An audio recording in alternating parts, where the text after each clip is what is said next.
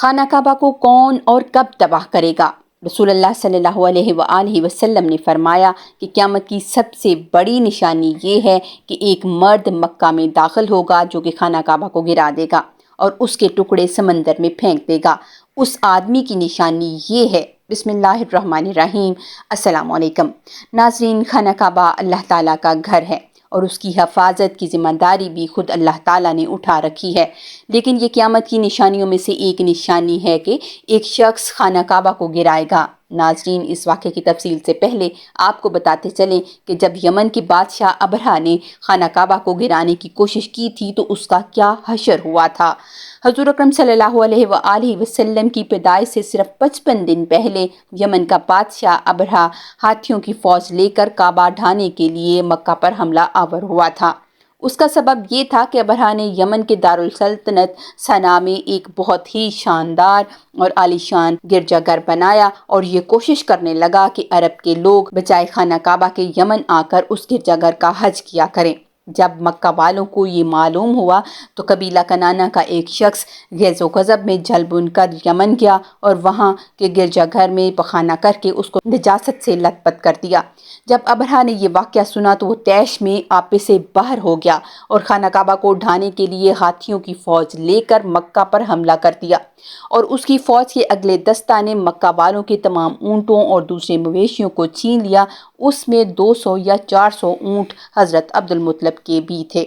हज़रत अब्दुल मुत्तलिब को इस वाक़े का बड़ा रंज पहुंचा। चुनाचे आप इस मामला में गुफ्तगू करने के लिए उसके लश्कर में तशरीफ़ ले गए। जब अबरहा को मालूम हुआ कि कुरैश का सरदार उनसे मुलाकात करने के लिए आया है तो उसने आपको अपने खेमे में बुला लिया और जब हज़रत अब्दुल मुत्तलिब को देखा कि एक बुलंद कामत, रोबदार और नहायत ही हसीन व जमील आदमी हैं जिनकी पेशानी पर नूरे नबूवत का जाहो जलाल चमक रहा है तो सूरत देखते ही अबरहा मारूब हो गया और बेख्तियार तख्ते शाही से उतरकर आपकी ताज़ीम व तकरीम के लिए खड़ा हो गया और अपने बराबर बैठा कर दरियाफ्त किया कि कहिए सरदार कुरैश, यहाँ आपकी तशरीफ़ आवरी का क्या मकसद है। हज़रत अब्दुल मुत्तलिब ने जवाब दिया कि हमारे ऊँट और बकरियाँ वगैरह जो आपके लश्कर के सिपाही हाँक लाए हैं, आप उन सब मवेशियों को हमारे सुपुर्द कर दीजिए। ये सुनकर अबरहा ने कहा कि ए सरदार कुरैश, मैं तो ये समझा था कि आप बहुत ही हौसलामंद और शानदार आदमी हैं, मगर आपने मुझसे अपने ऊँटों का सवाल करके मेरी नज़रों में अपना वक़ार कम कर दिया। ऊँट और बकरी की हकीकत ही क्या है? मैं तो आपकी काबा को तोड़ फोड़ कर बर्बाद करने के लिए आया हूँ। आपने उसके बारे में कोई गुफ्तगू नहीं की। हज़रत अब्दुल मुत्तलिब ने कहा कि मुझे तो अपने ऊँटों से मतलब है, काबा मेरा घर नहीं है, बल्कि वो खुदा का घर है, वो खुद अपने घर को बचा लेगा, मुझे काबा की ज़रा भी फिक्र नहीं है। ये सुनकर अबरहा अपने फ़िरौनी लहजे में कहने लगा कि ए सरदार मक्का, सुन लीजिए, मैं काबा को ढाकर उसकी ईंट से ईंट बजा दूंगा और रुए ज़मीन से उसका नामो निशान मिटा दूंगा, क्योंकि मक्का वालों ने मेरे गिरजाघर की बड़ी बेहुरमती की है, इसलिए मैं इसका इंतकाम लेने के लिए काबा को मस्मार कर देना ज़रूरी समझता हूँ। हज़रत अब्दुल मुत्तलिब ने फरमाया कि आप जाने और खुदा जाने में आपसे सिफारिश करने वाला कौन। इस गुफ्तगू के बाद अबरहा ने तमाम जानवरों को वापस कर देने का हुक्म दे दिया और हज़रत अब्दुल मुत्तलिब तमाम ऊँटों और बकरियों को साथ लेकर अपने घर चले आए और मक्का वालों से फरमाया कि तुम लोग अपने अपने माल मवेशियों को लेकर मक्का से बाहर निकल जाओ और पहाड़ों की चोटियों पर चढ़कर और दरों में छुपकर पनाह लो। मक्का वालों से ये कहकर खुद आप अपने ख़ानदान के चंद आदमियों को लेकर खाना काबा में गए और दरवाज़ा का हल्का पकड़कर इंतहाई बेकरारी और गिरियाजारी के साथ दरबारे बारी में इस तरह दुआ मांगने लगे, ए अल्लाह, बेशक हर शख्स अपने अपने घर की हिफाजत करता है, लिहाजा तू भी अपने घर की हिफाजत फरमा और इन स्लेब वालों और स्लेब के पुजारियों यानी असाइयों के मुकाबला में अपने अतात शारों की मदद फरमा। हज़रत अब्दुल मुत्तलिब ने ये दुआ मांगी और अपने ख़ानदान वालों को साथ लेकर पहाड़ की चोटी पर चढ़ गए और खुदा की कुदरत का जलवा देखने लगे। अबरहा जब सुबह को काबा ढाने के लिए अपने लश्कर जरार और हाथियों की कतार लेकर आगे बढ़ा और मकाम मगमस पर पहुंचा तो खुद उसका हाथी, जिसका नाम महमूद था, एकदम बैठ गया। हर चंद मारा और बार बार ललकारा, मगर हाथी नहीं उठा। इसी हाल में कहरे अलाही अबाबिलों की शक्ल में नमूदार हुआ और नन्हे नन्हे परिंदे झुंड के झुंड, जिनकी चोंचों और पंजों में तीन तीन कनकरियाँ थी समंदर की जानब से हरम काबा की तरफ आने लगे। अबाबिलों के इन लश्करों ने अबरहा की फौज पर इस जोरों शोर से संगबारी शुरू कर दी कि आन की आन में अबरहा के लश्कर और उसके हाथियों के पर खचे उड़ गए। अबाबिलों की संगबारी खुदावंद कहर और जब्बार के कहर व गजब की ऐसी मार थी कि जब कोई कंकरी किसी फील सवार के सर पर पड़ती तो वो उस आदमी के बदन को छेदती हुई हाथी के बदन से पार हो जाती थी। अबरहा की फौज का एक आदमी भी जिंदा नहीं बचा और सब के सब अबरहा और उसके हाथियों समेत इस तरह हलाक व बर्बाद हो गए कि उनके जिस्मों की बोटियां टुकड़े टुकड़े होकर ज़मीन पर बिखर गईं। चुनाचे कुरान पाक की सूरह फील में अल्लाह ताला ने इस वाक़या का जिक्र करते हुए इरशाद फरमाया, यानी ए महबूब, क्या आपने ना देखा कि आपके रब ने उन हाथी वालों का क्या हाल कर डाला? क्या उनके दाव को तबाही में ना डाला और उन पर परिंदों की टुकड़ियां भेजी ताकि उन्हें कंकर के पत्थरों से मारें, उन्हें चबाए हुए जैसा बना डाला। जब अबरहा और उसके लश्करों का ये अंजाम हुआ, हज़रत अब्दुल मुत्तलिब पहाड़ से नीचे उतरे और अल्लाह ताला का शुक्र अदा किया और उनकी इस करामत का दूर दूर तक चर्चा हो गया और तमाम अहले अरब उनको एक खुदा रसीदा बुजुर्ग की हैसियत से काबिल एहतराम समझने लगे। तो नाजरीन, अब आपको उस वाक़े के बारे में बताते हैं जो क़यामत के नज़दीक पेश आएगा, जिसके बारे में नबी करीम सल्लल्लाहु अलैहि वसल्लम ने फरमाया था। अल्लाह पाक का आप सल्लल्लाहु अलैहि वसल्लम पर ख़ास करम ये है कि आप सल्लल्लाहु अलैहि वसल्लम को अल्लाह पाक ने तमाम अलूम अता फरमाए जिनका तसव्वुर हमारा इंसानी जहन कभी भी नहीं कर सकता। आप जो बात हमारे नबी करीम सल्लल्लाहु अलैहि वसल्लम ने फरमा दी वो पूरी होकर रहेगी। अल्लाह पाक अरशाद फरमाते हैं, और वो कोई बात अपनी ख्वाहिश से नहीं करते, वो तो नहीं मगर वही जो उन्हें की जाती है। अल्लाह के इल्म के समंदर के मुकाबले में नबी करीम सल्लल्लाहु अलैहि वसल्लम का इल्म एक कतरा है, मगर आप सल्लल्लाहु अलैहि वसल्लम का ये कतरा तमाम मखलूक के लिए एक समंदर के बराबर है।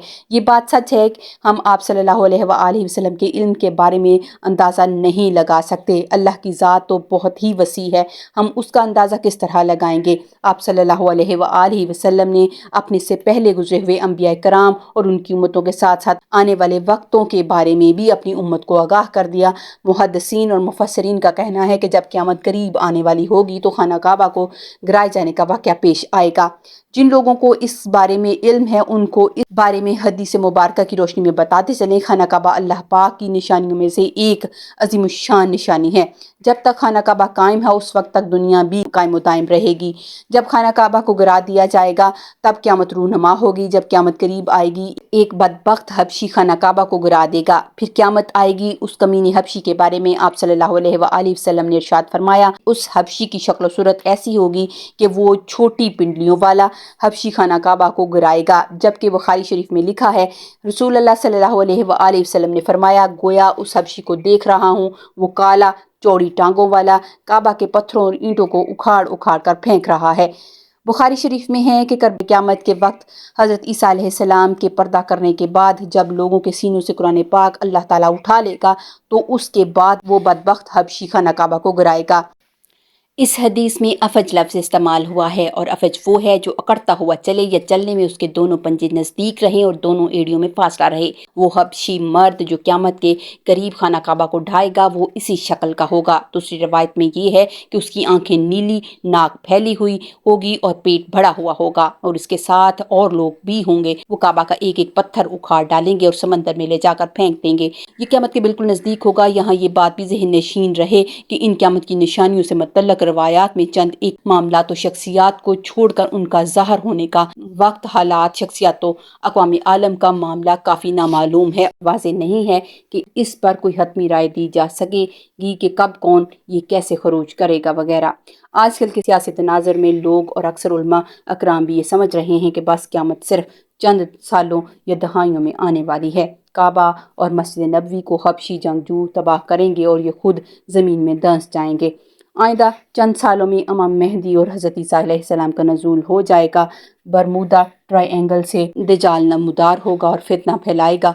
यहूदियों, ईसाइयों और मुसलमानों की आपस में जंग होगी जो बस चंद दिन की दूरी पर है। हकीकत ये है कि ये सब क्या असराइयाँ हैं जो सादा लोग अवामुन्नास को मखलूत करने और अमल जहाद से दूर करने के लिए की जाती हैं। अगर गहरी निगाह से देखा जाए तो बड़े बड़े फितने तो कई सदियों पहले से ही रूनुमा होना शुरू हो गए हैं। कितने ही लोगों ने मेहदी होने का ड्रामा रचाया, कितनी ही दफ़ा मुसलमानों और यहूद व नसारा में बड़ी जंगें हुई, कितनी मरतबा قبلہ اول فتح ہوا، کتنی مرتبہ قبلہ اول پر یہودیوں کا قبضہ رہا، کتنی دفعہ دجال نما انسان پیدا ہوئے، لیکن ان کا ذکر قرب قیامت کے سلسلے میں نہیں ہوتا۔ صرف 20ویں اور 21ویں صدی کے سیاسی معاملات و واقعات کو ہی قرب قیامت سمجھ لیا جانے لگا ہے، جبکہ نبی کریم صلی اللہ علیہ وآلہ وسلم کے ایک فرمان کے مطابق آپ کی وفات کے بعد کا سارا زمانہ قرب قیامت ہی ہے، چاہے کتنی صدیاں بیت جائیں۔ لہٰذا علماء کو چاہیے کہ آج کل کے سیاسی پروپیگنڈے سے متاثر ہو کر ان عوام الناس کو محظوظ کرنے کی بجائے ان کو نیک اعمال و جہاد فی سبیل اللہ کی ترغیب دیں۔ اللہ تعالیٰ سے یہ دعا ہے کہ اللہ تعالیٰ ہمیں نیک کام کرنے کی توفیق دے اور برائیوں سے دور رہنے کی ہمیں ہمت و توفیق عطا فرمائے۔ آمین ثم آمین۔